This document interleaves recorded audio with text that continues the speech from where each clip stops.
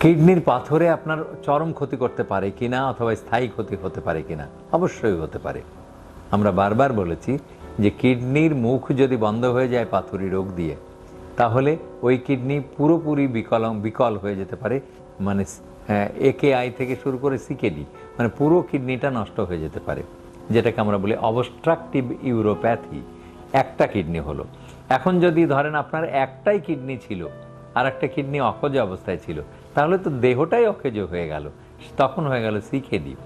অথবা আপনার দুটো কিডনি ছিল কিন্তু দুটো কিডনির মুখই বন্ধ হয়ে গেল। একটু আগেই আমরা অনলাইনে বলছিলাম যে আমার রিসেন্টলি, মানে সাম্প্রতিককালে আমার দেশ থেকে একটা রুগী এসছে এবং তার দুটো কিডনির মুখই বন্ধ হয়েছে পাথর দিয়ে।